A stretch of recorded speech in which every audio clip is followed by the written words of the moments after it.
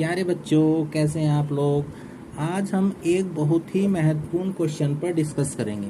Question है, किसी धनात्मक पूर्णांक n के लिए सिद्ध कीजिए कि n की क्यूब माइनस n 6 से पूर्णतः विभाजित होगा। यानी हम इसमें n का कोई भी मान रखें, 1 रखें, 2 रखें, 3 रखें, 4 रखें, तो ये संख्या जो निकल कर आएगी वो 6 से पूर्ण रूप से डिवाइड होगी। तो आइए हम इस क्वेश्चन को सोल्व करते हैं। कैसे कैसे सोल्व करेंगे, तो यहाँ लिखेंगे हम हल, और जरा समझने का प्रयास कीजिए। इसने कहा धनात्मक पूर्णांक, तो धनात्मक पूर्णांक कौन कौन से होते हैं ये मैंने आपको पहले भी बताया था। तो धनात्मक पूर्णांक होते हैं आई पॉजिटिव, इनकी वैल्यू होती है 1 2 3 4 डैश डैश। तो ये सब होते हैं धनात्मक पूर्णांक। अब हमें किसे डिवाइड करना है, n की क्यूब माइनस 6, n की क्यूब माइनस n को। तो माना मैंने n की क्यूब माइनस n को Pn मान लिया।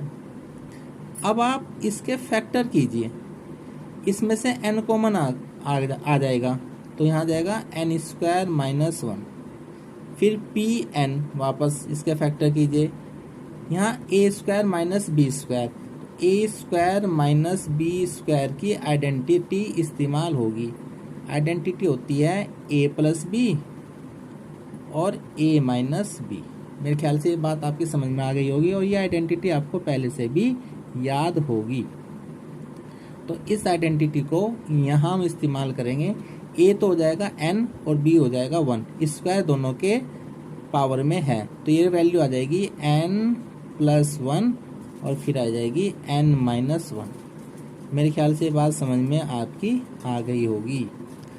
अब ये जो रिजल्ट निकल कर आया है, इसे हमें चेक करना है कि ये 6 से डिवाइड है या नहीं है। अब आप जरा समझिए, 6 को हम क्या लिख सकते हैं, 2 मल्टीप्लाई 3। अगर कोई संख्या 6 से डिवाइड है तो वह संख्या 2 से भी डिवाइड होगी और वो संख्या 3 से भी डिवाइड होगी।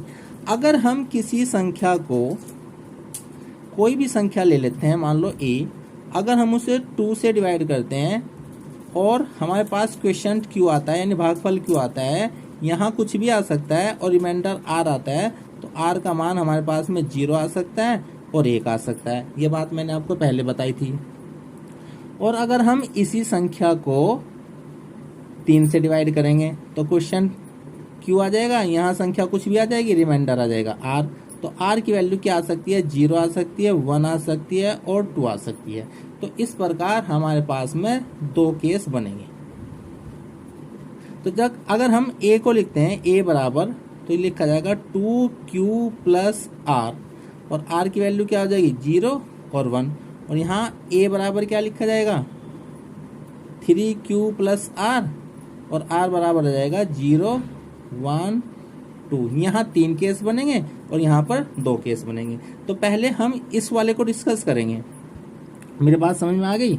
अब a बराबर, अगर हम r बराबर 0 ले लेते हैं तो a का मान कितना आ जाएगा, a का मान आ जाएगा 2q। मेरे ख्याल से बात समझ में आ गई होगी। अब ये जो a है, ये कोई भी संख्या है हमारे पास में। अब ये जो मान है n है, मान लो ये, तो इसको मैं यहाँ रखूँगा, ठीक है। तो हमारे पास जो रिजल्ट आएगा वो हो जाएगा 2q बराबर, n की जगह रखेंगे हम 2q, फिर n प्लस 1 रखेंगे 2q प्लस 1, फिर 2q माइनस 1। अब आगे चलिए, अब देखो यहाँ 2 से मल्टीप्लाई हो रहा है, तो 2 से मल्टीप्लाई हो जाएगा तो रिजल्ट क्या हो जाएगा, 2q प्लस 1 और 2q प्लस माइनस 1। तो ये रिजल्ट आया है और इसमें 2 की मल्टीप्लाई हो रही है। यानी अगर हम n की वैल्यू 2q ले लें तो ये पूरी संख्या 2 से विभाजित हो जाएगी, क्योंकि देखो इसकी गुणांक में 2 आया। ये वैल्यू कुछ भी हो, जब हम इसे 2 से डिवाइड करेंगे तो 2 से 2 कट जाएगा, तो रिजल्ट ये बचेगा। तो ये संख्या पूरी 2 से विभाजित हो जाएगी। मेरे ख्याल से बात समझ में आ गई होगी। अब हम n बराबर या a बराबर क्या ले लेंगे हम, 2q प्लस 1। यहाँ r का मान मैंने 1 लिया है। वापस उसी संख्या में रखिए, तो पी एन इसमें रखना है आपको एन, एन प्लस वन और एन माइनस वन। यहाँ एन की वैल्यू क्या रखिए 2q प्लस वन, तो रखेंगे यहाँ 2q प्लस वन, एन की जगह आ गया है। अब यहाँ देखो 2q प्लस वन, ये तो एन की जगह आ गया है और plus one as it is आ गया है। अब यहाँ पर 2q प्लस वन और माइनस वन, अब देखो यहाँ प्लस वन से माइनस वन कैंसिल आउट हो जाएगा। ये रिजल्ट आ गया 2q प्लस वन, ये आ गया 2q प्लस टू और साथ में वापस 2q। अब देखो ये सब गुना में है, अब देखो दो भी यहाँ गुना में है, तो इसको मैं ऐसे लिख सकता हूँ कि 2 गुना, ये सब रिजल्ट जो है वो गुना में लिख दीजिए। यहाँ से आ जाएगा q, यहाँ से आ जाएगा 2q प्लस वन और यहाँ से आ जाएगा 2q प्लस टू। मेरे ख्याल से ये बात आपकी समझ में आ गई होगी। देखो बच्चों, वापस इस संख्या में 2 की गुना हो रही है, तो अगर हम इस पूरी संख्या को किससे गुना करें, किससे भाग करें 2 से, तो ये पूरी संख्या 2 से विभाजित हो जाएगी। तो इसका मतलब ये है कि अगर हम n की जगह 2q रखें और n की जगह 2q प्लस वन रखें, तो ये जो रिजल्ट है, ये वाला रिजल्ट है, वो 2 से विभाजित हो जाएगा। मेरे ख्याल से बात समझ में आ गई होगी। अब हम केस नंबर 2 लेंगे, जिसमें हमें a यानी n का जो मान है, a क्या माना है मैंने, कोई भी पूर्णांक माना है, तो कोई भी पूर्णांक को ऊपर किससे दर्शाया गया है, n से, तो a यहाँ n के बराबर है। समझ में आ गया। तो अब हम यहाँ n की ये जो वैल्यू है, r की वैल्यू 1 लेंगे, 0 लेंगे और 2 लेंगे और 3 केस इसके बनेंगे। चलिए आगे सोल्व करते हैं। देखिए अब पी एन बराबर क्या हो गया, n, n plus one, n minus one. अब हमने n की वैल्यू 3q प्लस आर और r की वैल्यू क्या होगी, यहाँ पर 0, 1, 2 होगी। तो सबसे पहले हमने r बराबर 0 लिया है, तो n की वैल्यू 3q के बराबर हो गई। तो हम n की जगह 3q पुट करेंगे। जैसे ही हम 3q पुट करेंगे तो हमारे पास में जो रिजल्ट आएगा वह आएगा 3q plus one, 3q minus one. अब आप इसे जरा समझने का प्रयास कीजिए। इस पूरी संख्या में 3 गुना के रूप में आ रहा है। अगर हम इस पूरी संख्या को 3 से विभाजित करते हैं तो 3 से 3 कट जाएगा, ये संख्या निकल करके आएगी और ये संख्या क्या होगी, एक पूर्णांक होगी। इसका मतलब ये हो गया कि 3 यानी इसका मतलब होगा p 3q 3 से विभाजित को p3q को 3 से विभाजित कर सकते हैं। अब दूसरे केस में देखिए, अब हम n की वैल्यू क्या पुट करेंगे, 3q प्लस वन पुट करेंगे। जैसे हम रखेंगे n की जगह 3q प्लस वन, तो यहाँ तो आ जाएगा 3q प्लस वन। इस वाली फिगर को देखिए, n की जगह कितना आ गया 3q प्लस वन और एक प्लस वन। यहाँ देखिए n की जगह कितना आ गया 3q प्लस वन और माइनस वन। यहाँ प्लस एक से माइनस एक कैंसिल आउट हो गया, तो रिजल्ट आ गया 3q plus one, 3q plus two और 3q। इसे फिर वापस देखिए, इस 3q को मैंने लिख दिया 3 गुना q। 3 गुना q को अगर हम देखेंगे, इस पूरी संख्या को हम 3 से विभाजित कर सकते हैं, क्योंकि इसमें 3 गुना के रूप में आया है। तो इससे क्या रिजल्ट निकल कर आया कि p3q प्लस वन भी 3 से विभाजित हो जाएगा,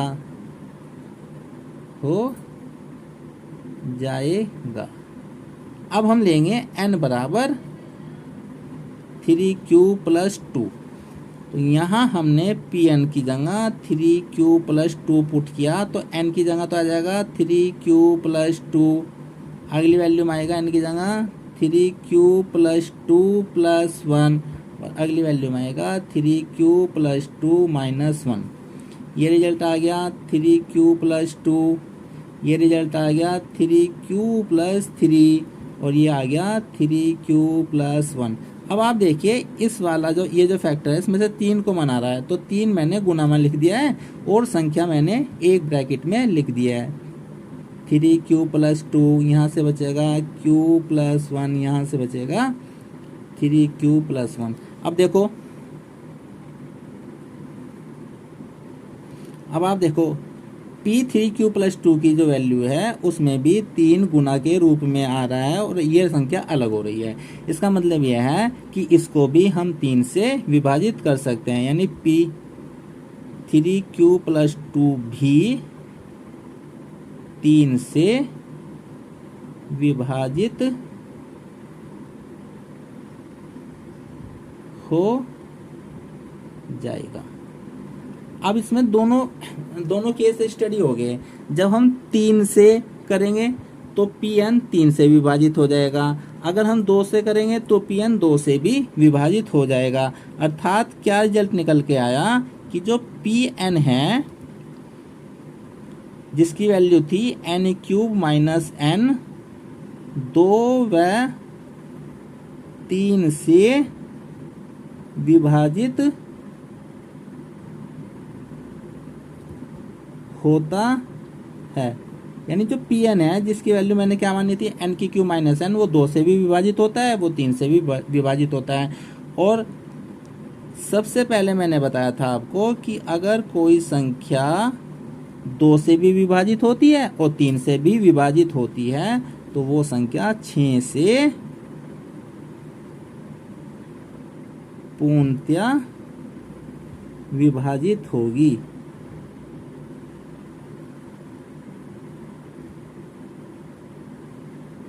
यही आपको सिद्ध करना था। Thank you for watching.